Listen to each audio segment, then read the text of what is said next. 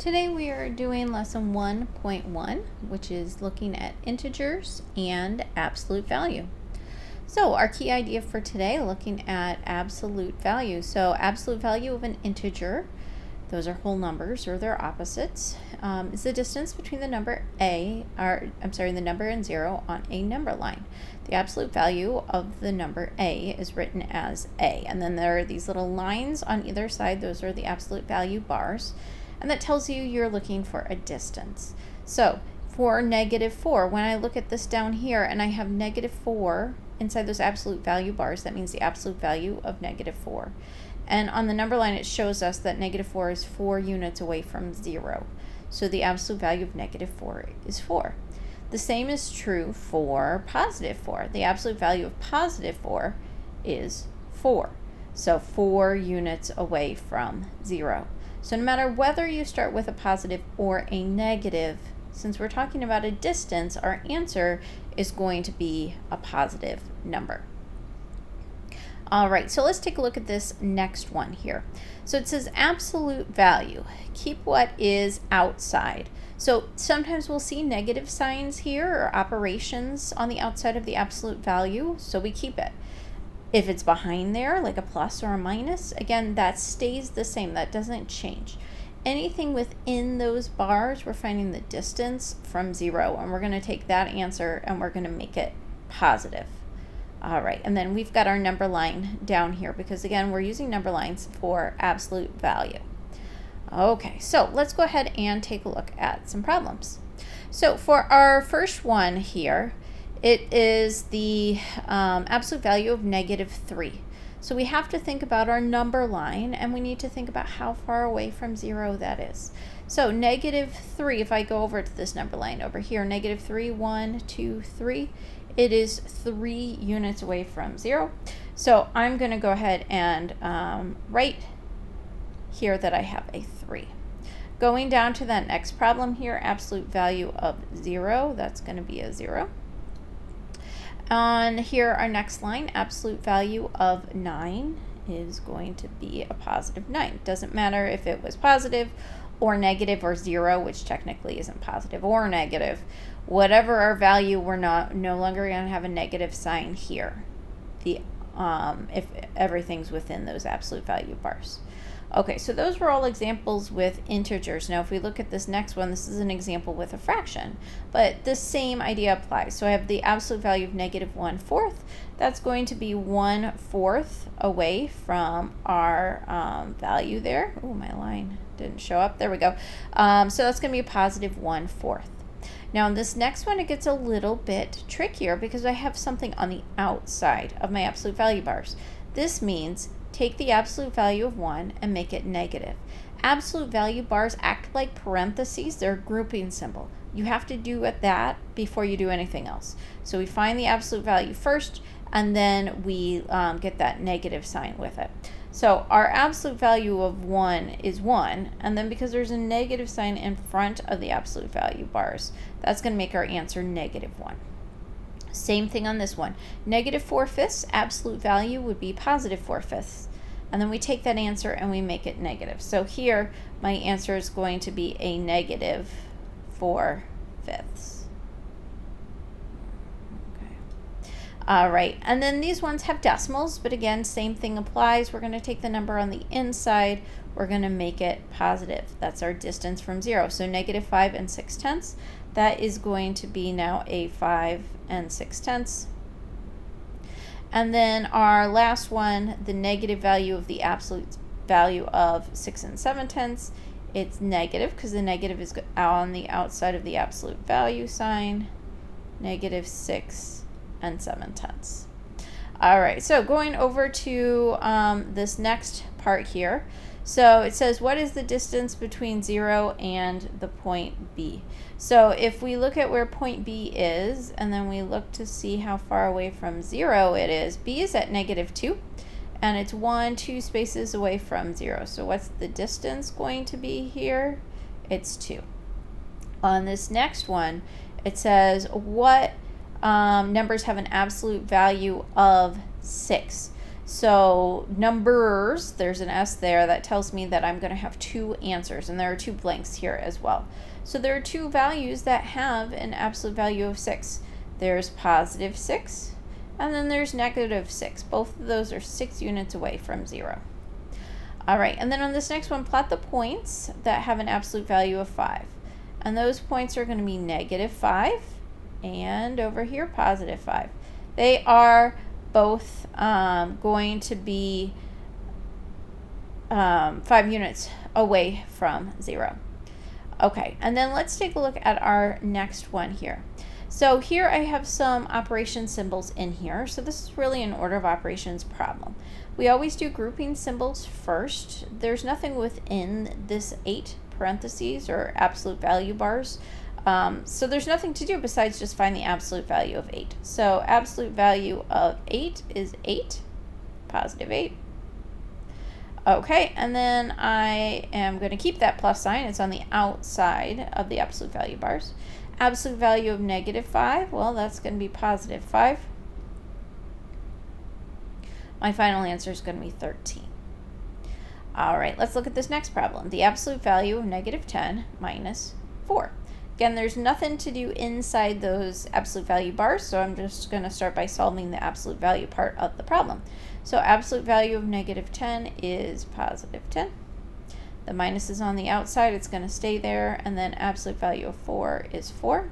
10 minus 4 is 6. And then on this last one, 3 plus the absolute value of 2 minus 9. Here I have a problem within the absolute value bar, so I have to do this problem first before I find the absolute value. So this is tricky because I'm taking away more than what I have. I actually get a negative number. 2 minus 9 happens to be negative 7. We'll talk more about that soon, how to calculate problems like that. But for right now, 2 minus 9 is negative 7. So I have the absolute value of negative 7 plus our absolute value of 3. Okay, so absolute value of 3 is positive 3. The absolute value of negative 7 is positive 7.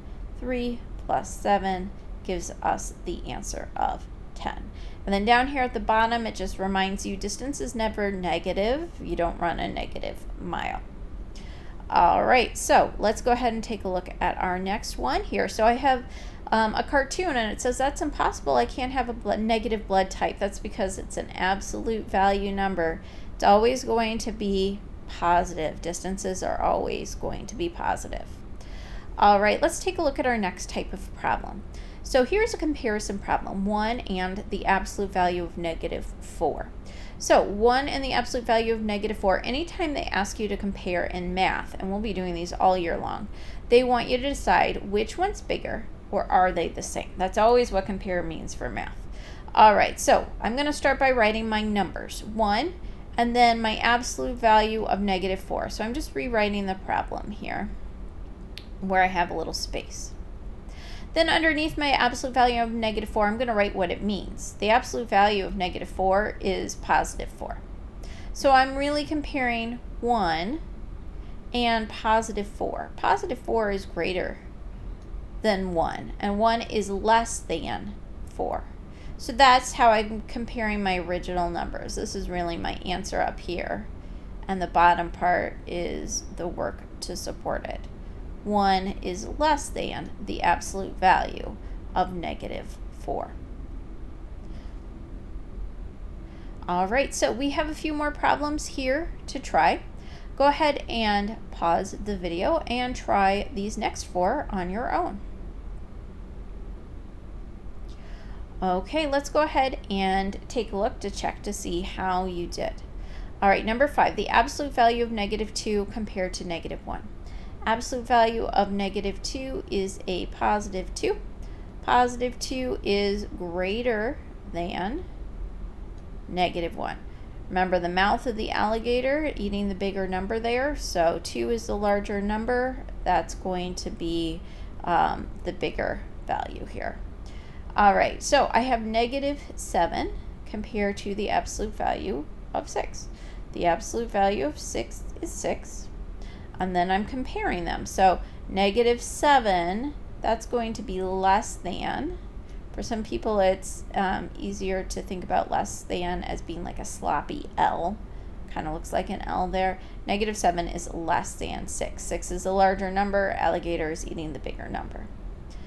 All right, let's take a look at the next one. Number 7, absolute value of 10 and 11. Absolute value of 10 is 10. Okay, and that's going to be less than 11. And then on my last one, I've got 9 and the absolute value of -9. Absolute value of -9 is 9. So those two are going to be equal. All right, so let's look at our next problem here. It says the freezing point is the temperature at which a liquid becomes a solid. Which substance in the table has the lowest freezing point? So let's take a look over here at my table. The numbers that I'm choosing from are 35, -53, -3, -39, and 55. And when I'm comparing two negative numbers like -53 and -3, if I think about a number line, the one farther away from 0 is going to be the lower value when we're talking about two negative numbers. So we know it's got to be one of these three for our lowest one. -53 is the lowest one because it is the farthest away from 0 when we're talking about our negative numbers. Okay, so which substance in the table has the lowest freezing point? Well, -53 is our smallest number, so that looks like airplane fuel is going to be our lowest value there. Airplane fuel. Okay, and then on the bottom here is the freezing point of mercury or butter, closer to the freezing point of water, 0. So here we're talking about absolute value. It doesn't matter which one is farther to the left on the number line. It's just which one's closer to 0. So freezing point of mercury is -39, and butter is going to be 35.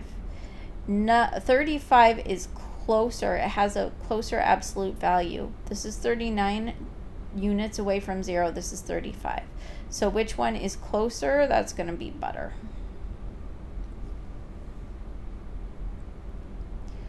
All right, and then for number 9 here, go ahead and read the problem. I'll read it to you, and then we're going to pause and you're going to try it on your own. So is the freezing point of airplane fuel or candle wax closer to the freezing point of water? And explain your reasoning. Go ahead, and I'm going to flip the screen back so you can see where airplane fuel and candle wax are. Take a minute to try this problem. Looks like airplane fuel, -53, candle wax, 55.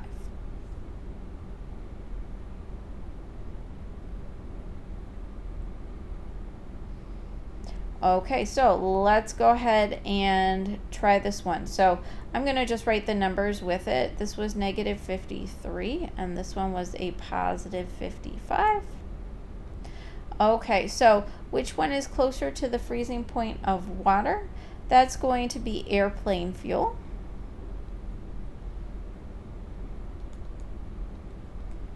And that's because it has a smaller absolute value.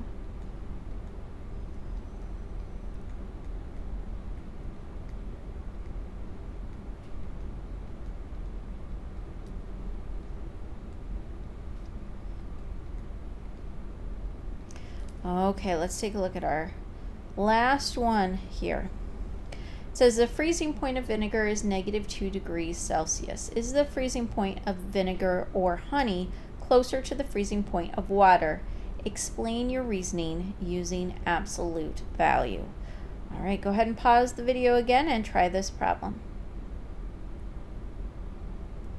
Okay, let's check your answer here. So freezing point of vinegar or honey, it looks like I'm going to have to go back and see what honey was.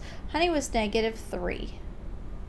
So if honey is -3, which one is closer to the freezing point of water?